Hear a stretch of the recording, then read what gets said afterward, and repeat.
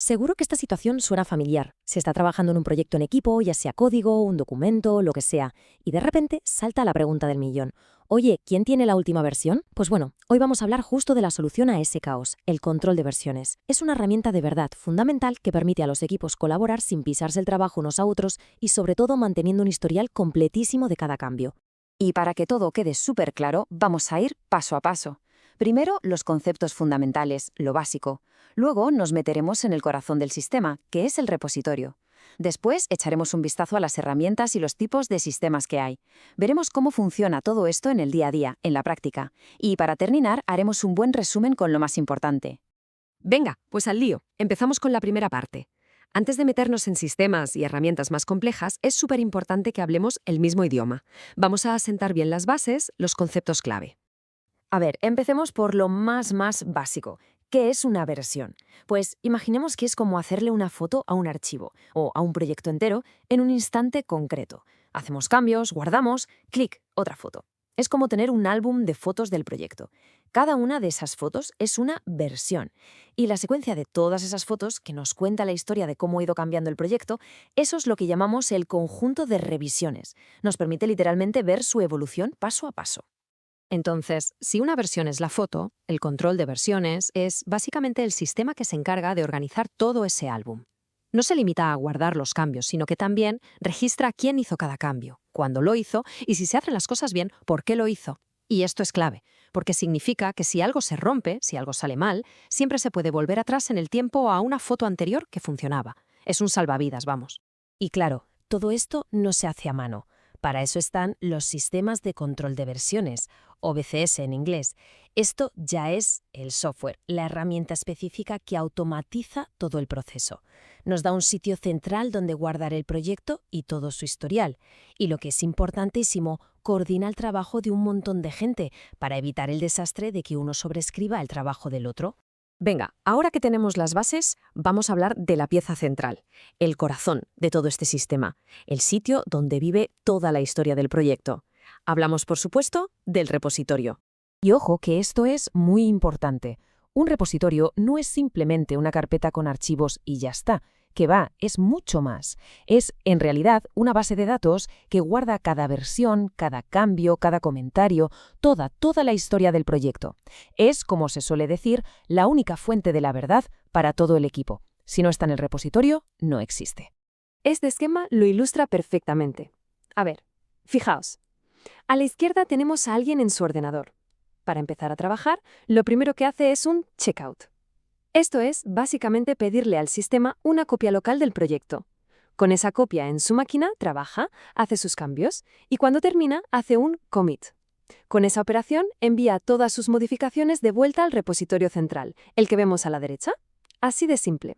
El historial principal se actualiza y esos cambios ya están disponibles para el resto del equipo. Y dentro de ese repositorio, para no tener un lío, todo se organiza con una serie de conceptos clave. Un módulo no es más que una parte del proyecto. Una revisión, como ya vimos, es cada pequeño cambio que se hace. Luego tenemos las etiquetas, o tags, que son como ponerle una pegatina a una versión súper importante, por ejemplo, para marcarla como versión 1.0. Y por último, las ramas, o branches, que son de verdad una de las ideas más potentes. Pensemos en el proyecto principal como el tronco de un árbol, pues una rama es como crear una línea de desarrollo paralela, una ramificación, para trabajar en algo nuevo sin estropear el tronco. Y cuando esa nueva funcionalidad está lista y probada, simplemente se vuelve a unir esa rama al tronco principal. Bueno, ya sabemos qué es un repositorio y cómo se organiza por dentro. Así que el siguiente paso lógico es ver qué tipos de sistemas hay y qué herramientas son las más utilizadas hoy en día. A grandes rasgos, podemos hablar de dos familias principales. Por un lado, tenemos los sistemas centralizados, como los clásicos CPS o Subversion. Aquí la idea es simple. Hay un único servidor central que tiene toda la información y todo el historial. Todo el mundo se conecta a ese servidor. Y por otro lado están los sistemas distribuidos, cuyo rey indiscutible es Git. La gran diferencia es que aquí, cada persona que trabaja en el proyecto tiene en su propio ordenador una copia completa del repositorio, con toda su historia. Esto, como se pueden imaginar, da una flexibilidad brutal. Y aquí tenemos algunos de los nombres más conocidos. CBS es uno de los abuelos, de los pioneros del código abierto. Subversion vino después para mejorarlo y modernizarlo, pero seamos sinceros, hoy en día el estándar de la industria es Git. Fue diseñado nada menos que por Linus Torvalds, el creador de Linux. Su modelo distribuido y su potencia lo han hecho el rey. Y bueno, también está Mercurial, que es otra opción distribuida muy buena y muy potente también. Y lo bueno de todo esto es que, hoy por hoy, para usar un control de versiones no hace falta ser un genio de la consola de comandos. Casi todos los entornos de desarrollo modernos, lo que llamamos IDEs, ya vienen con estas herramientas integradas. Hacen que todo el proceso sea súper fluido, casi invisible en el trabajo diario. Vale, perfecto. Ya hemos visto toda la teoría. Ahora toca la parte interesante, ver cómo se usa todo esto en el mundo real. Cómo se las apaña un equipo para gestionar los cambios, las versiones y las entregas sin volverse loco. Aquí está el kit de la cuestión. No vale solo con instalar la herramienta. Lo más importante es tener un proceso, unas reglas del juego claras. Esto es lo que se llama la gestión del cambio. Se trata de asegurar que cualquier modificación se revisa y se aprueba antes de mezclarla con el trabajo principal. El objetivo final es simple, que la versión principal del proyecto siempre esté estable y funcione. Este flujo lo explica de maravilla. Mirad, una petición de cambio empieza en esperando desarrollo. Cuando alguien se pone con ella, pasa a en desarrollo.